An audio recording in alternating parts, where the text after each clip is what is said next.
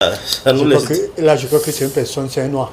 Parce qu'on a tiré, on a tiré plusieurs fois sur moi. Pourquoi est-ce que c'est toujours les images, c'est des blancs toujours? Non, c'est une illustration. Est-ce qu'on peut avancer avec l'image, je vous en prie? Non, c'est une illustration, c'est un dessin. Non, mais il y a des personnes sensibles, Charles. Il y a des personnes sensibles, naturellement, comme moi, là, je supporte pas ça, je vous en prie. Oh là là. C'est pas de votre faute, docteur Larry, ni celle de la réalisation, c'est juste qu'il y a des personnes très sensibles. Vraiment, c'est... Non, imaginez ce vide dans la tête, là. Geste le premier secours. Tout à fait. La ventilation. Docteur, mais c'est quoi la cause de cette maladie? Voilà, il faut dire que la cause, il s'agit de la présence de ce qu'on appelle une protéine. Voilà, cette protéine est appelée Tau, voilà, T-A-U, alors qui va créer un dysfonctionnement au niveau des neurones, qui va justement... voilà, créer ce qu'on appelle cette pathologie. Il faut dire que cette pathologie se découvre voilà, en 1907 par un neurochirurgien appelé Alzheimer. Ça porte son nom. Ah ok, ça porte le nom de celui qui a découvert la maladie. Voilà la maladie. Ok. Alors comment se manifeste la maladie? Voilà, vous allez constater que ces personnes-là, ils perdent de plus en plus l'attention à faire même leurs toilettes. Voilà. Une perte de mémoire progressive. Parce qu'il y a la forme légère, il y a modéré, il y a sévère. Donc il y a plusieurs phases de la maladie. Et c'est des gens qui confondent le temps et le lieu. Une confusion. Voilà. Voilà. Ils arrivent même à confondre la personne qui est devant eux. Même les images. Ils ont justement cette difficulté à pouvoir mémoriser certaines choses. Difficulté à pouvoir... l'autonomie, déjà, ils perdent l'autonomie. Ils vont dépendre de plus en plus des personnes. Et vous allez constater également que parfois, ils peuvent laisser leur domicile, ils fuient la maison. Ils se retrouvent ailleurs. Ils veulent toujours sortir. Alors, si vous ne fermez pas, pour ne pas dire la porte ou bien la barrière, il serait toujours en train de sortir. Et il va prendre une direction inconnue. Voilà des différentes manifestations de l'Alzheimer. Ça fait pas bien. Hein?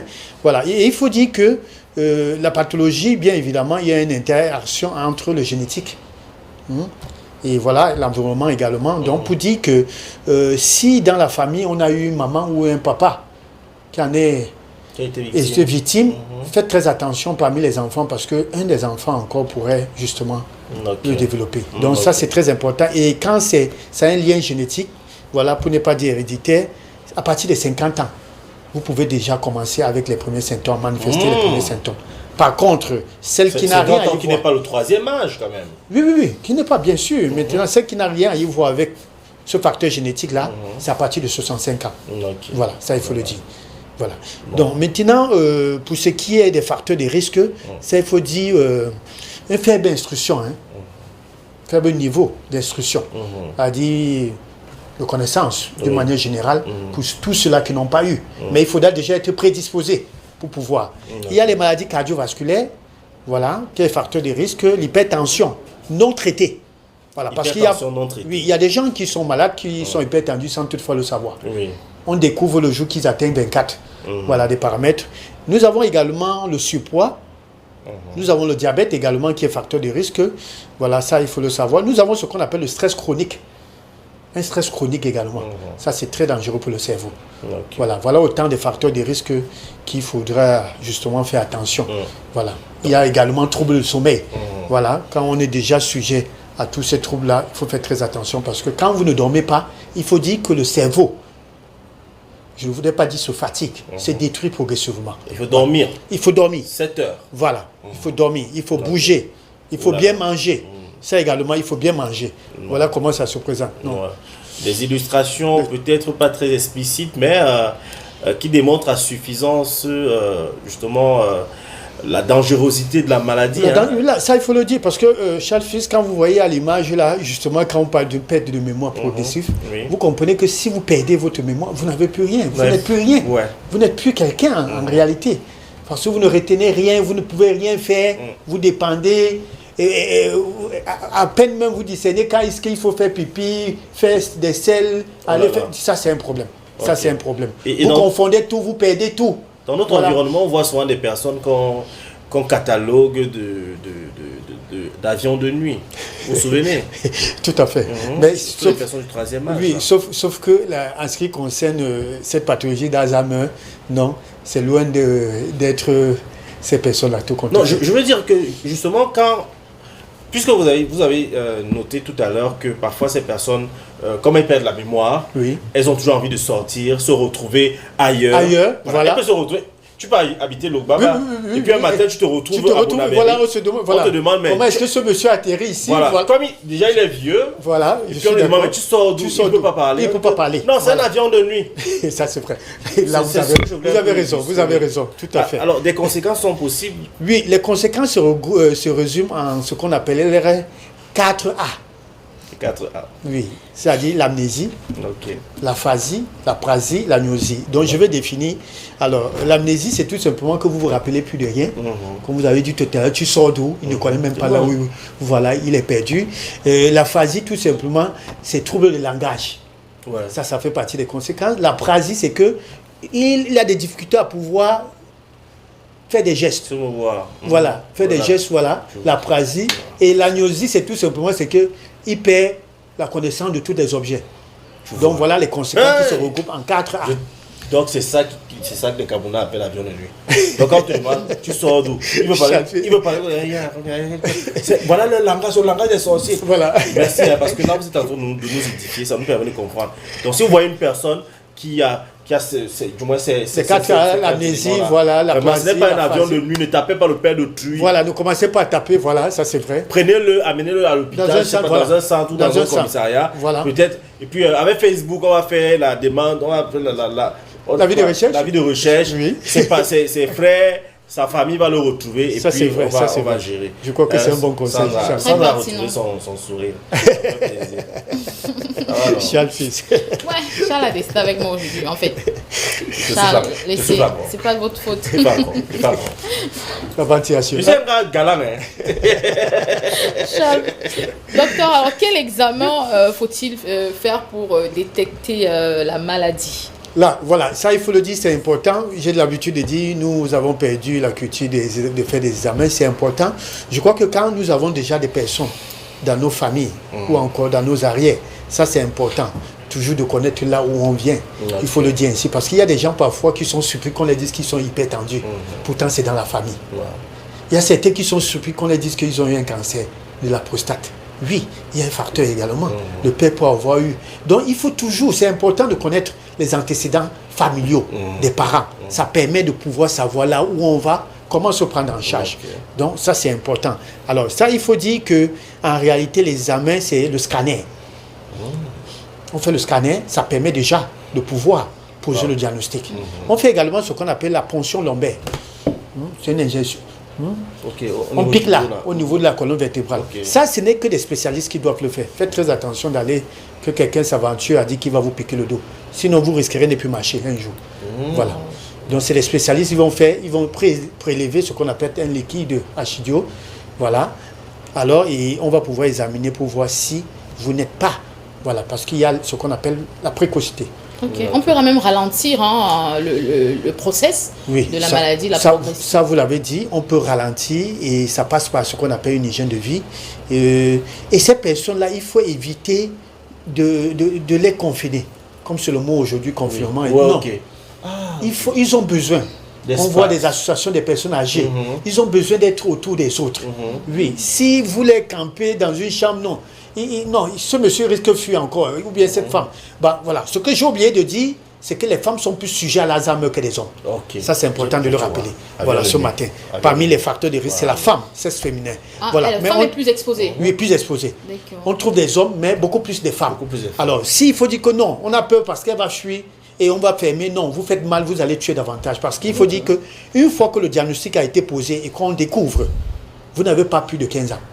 Ça, il faut le savoir. Ça fait mal de le dire, c'est triste, mais cette personne, vous devez les accompagner tout simplement. Docteur Larry, est-ce que quand on commence déjà à oublier beaucoup, on est obligé de tout noter. Bon, c'est vrai que les vrais managers notent tout, c'est important. Mais quand on commence, on oublie beaucoup. Est-ce qu'en ce moment, il faut commencer à s'inquiéter? Et qu'on a un rendez-vous à 11h, on oublie qu'on a rendez-vous. On doit prendre ses médicaments, on a oublié. Est-ce qu'il faut commencer à s'inquiéter? Il faut commencer à s'inquiéter, ça c'est important. Quel que soit l'âge? Quel qu'en soit l'âge. C'est un problème du cerveau. Il y a un trouble, il y a un dysfonctionnement. Et ça, il faut dire. Je voudrais vous dire que j'ai rencontré 2 personnes qui se sont plaintes. C'est-à-dire, ils ferment leur porte ou bien leur voiture, ils ont la clé sur eux, mais ils pensent qu'ils ont laissé la clé, ou bien je ne sais pas. Alors, et ils se mettent, ils appellent, ils grondent. J'ai laissé ma clé chez vous. Et ça, un monsieur m'a dit, pas une fois, pas deux fois. Ça, c'était un problème. Ça, c'était un problème. Donc ça, l'oubli, non, quand ça perdu, quand c'est répétitif, il faut consulter. Allez consulter, ça c'est important. Parce que le neurologue. Parce qu'il y a une chose, quand on se posait la question de savoir comment est-ce que les enfants peuvent faire l'AVC, nous l'avons dit plusieurs fois sur nos plateaux, sur ces mamans-là qui, je ne voudrais pas dire abandonner, quand ils posent l'enfant sur le canapé et l'enfant tombe, ils disent que c'est la formation. C'est un traumatisme. C'est parfois, c'est la tête. Vous ne connaissez même pas quelle partie du corps tombe, frappe le sol. Ça peut être la tête. Et ces répétitions-là, ces traumatismes également, à la longue, si l'enfant est prédisposé justement parmi les parents ou les arrière-parents, à l'Alzheimer, dites-vous bien que ça serait un facteur favorisant, justement. Donc, il faut dire également que ça c'est important. Celui qui commence à oublier 30 ans, 40 ans, il se pourrait également que ce pauvre a passé son temps, son enfance à faire des chutes. À tomber. À tomber, oui, ça il faut le dire, c'est important. Et là, le cerveau commence à se fatiguer de par non seulement son travail. Vous savez, il y a des gens qui travaillent à l'ordinateur plus de 8 heures. Ouais. Vous n'êtes pas dit toute la journée sans bouger. Non, c'est dangereux. Parfois dans les mauvaises conditions. Parfois dans les mauvaises conditions, c'est le bruit, c'est la pollution, parce que parmi les facteurs de risque, il y a l'environnement également qui compte. La pollution, l'alcool, la cigarette, ça également, ça fait partie. Donc il faut faire très attention si un jeune de 40 ans dit que vraiment je vis trop. Travailler, la musique est en train de taper à gauche. Ce n'est pas bon. Ah oui. J'aime cette précision, Charles, du docteur. Alors on a dit que si on a déjà 60 ans, on peut comprendre qu'on est une personne du troisième âge. Mais un jeune de 30 ans, 40 ans... Non, ça c'est pas normal. Vraiment. C'est précoce. C'est précoce, vraiment c'est pas normal. Il y a un problème. Ça peut ne pas être l'Alzheimer, mais ça pourrait être un problème neurologique. Vous venez de donner une bonne insulte à certaines femmes ici là, quand tu vas oublier que tu as l'Alzheimer, je te dis ça, le docteur a dit ça. Donc bon, pour sortir, est-ce qu'il y a quand même une bonne nouvelle, peut-être un conseil, mais est-ce que ça se soigne? Non, malheureusement non. C'est une maladie incurable. Vraiment, ça fait mal. Même en Europe? Non. Ah, d'accord. Même en Europe. Donc pas d'évacuation non. Désolé vraiment de le dire, même en Europe, on n'a pas trouvé. On n'a pas trouvé le médicament. Si oui, le médicament, c'est pour, comme vous l'avez dit tout à l'heure, ralentir le processus, non seulement soulager les symptômes dont nous avons dit tout à l'heure. Il n'existe pas jusqu'à nos jours un médicament qui soigne ou qui guérit l'Alzheimer. Voilà, ça c'est important. Un conseil donc. Voilà, le conseil que je peux donner, c'est que ces personnes doivent être accompagnées. Ne les traiter non plus des sorciers. Ils ont besoin de bien manger parce qu'il faut dire qu'il y a un rapport. Les aliments qu'il faut éviter quand vous êtes prédisposé, c'est les produits laitiers, c'est le sucre, c'est le poisson. Ce qui va surprendre les gens, c'est qu'on dit, mais mangez beaucoup de poisson. Mais ces personnes qui ont l'Alzheimer devront éviter du poisson. Ah, ok, donc quand et la volaille. Quand vous êtes déjà, ou bien vous êtes prédisposé, vous devez éviter les produits laitiers. Voilà. Et tout ce qui est charcuterie, soda, vous devez éviter. Mais par contre, ces personnes doivent boire beaucoup de café. L'expérience a prouvé d'ailleurs que tous ceux qui boivent du café, justement, ça prévient ce qu'on appelle l'Alzheimer. Le café. Je parle bien du café, je ne parle pas du thé. Café. Je parle du café. Ça, c'est important parce que ça joue, ça entretient le cerveau, tout qu'on te fait. Quel café? Le café noir. Le café noir, tout à fait. Parce qu'il y a des gens qui confondent le chocolat, la poudre de chocolat au café. Hein. Non, c'est du café noir. Ça, il faut le dire. Je crois qu'au Cameroun, nous avons du bon café d'ailleurs. Voilà. Donc ça, c'est important. Voilà le conseil que je peux donner. Il faut entourer ces personnes de la famille. Pourquoi pas si vous n'avez pas le temps, comme nous parlons des maisons de retraite. Voilà, ça fait bien d'amener ces gens-là dans des centres. Ça, il faut le dire. Dans le cadre de l'Alzheimer, vraiment, si vous fermez, vous allez perdre la personne très tôt. Voilà. Il faut l'amener là où il le dernier, donner les jeux, les échecs, les jeux croisés. Éviter qu'ils visionnent beaucoup.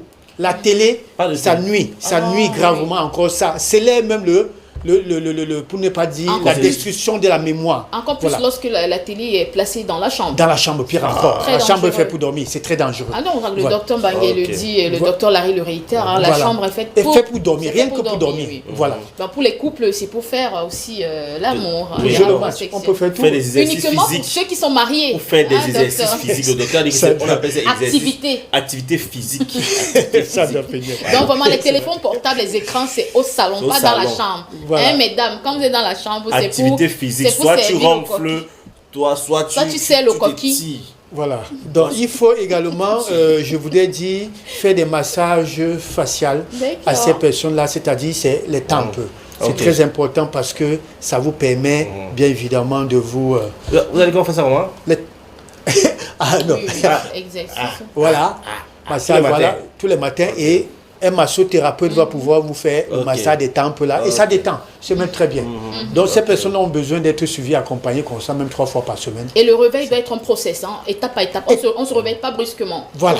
On pose un pied, on pose le deuxième pied. Non, on se lève d'abord, on s'assoit sur son lit. Oui. On envoie les pieds au sol. Oui, Deuxième étape. Troisième étape, on se tient debout et on fait le premier pas. oui, c'est cela. Ça, c'est pour celui Step by step. qui n'a pas de pression. C'est vrai.